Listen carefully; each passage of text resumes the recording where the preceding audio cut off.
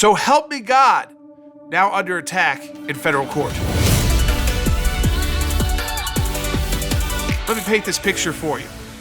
An atheist, they have the right to be under our laws of the United States to believe or not believe and practice faith or no faith at all.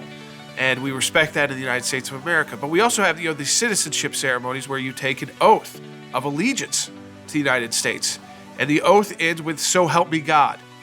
So there's someone from France immigrating to the United States. They are becoming a U.S. citizen. They have to go through this final ceremony where they take that oath. And they object to, so help me God. Now, did the federal government say, oh, if you don't say that, you're not going to become a citizen? No. They gave them two options. They said they could just not say that part when others did it, or they could do a separate ceremony on their own. They could have their own ceremony to take the oath without that part in it. So help me God, they wouldn't have to say. Two options. Was it good enough for that atheist who was looking for a court battle? Absolutely not.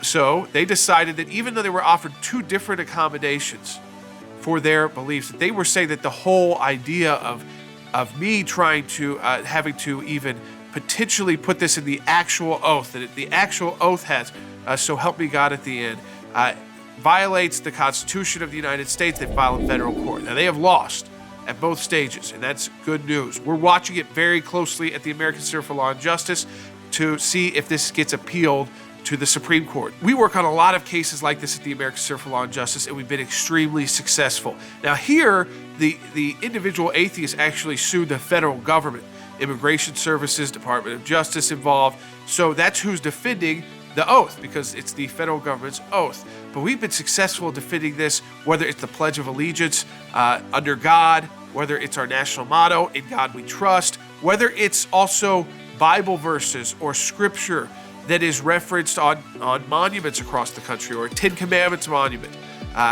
We've been successful at the state level, local level, federal level in defending these acknowledgments of our Judeo-Christian heritage in the United States. That we're acknowledging that this is part of our history, and we still take the steps that most others don't as a unique country like the United States to accommodate those whose beliefs may be impacted by that statement. But we're watching very carefully here to see if this case makes its way to the Supreme Court, so that if we need to step in, we can. So in times, again, where you can be distracted from many issues happening across that the United States is dealing with, these cases are still moving forward in federal court.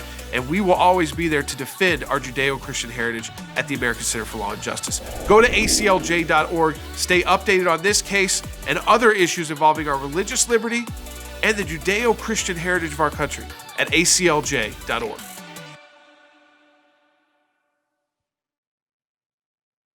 We hope you enjoyed watching that video. If you want to see more of our content and content like that, check it out right here. If you want to take your involvement to the next level, join the fight. Click on Join the Fight right now, and you can take your involvement with our work to the next level.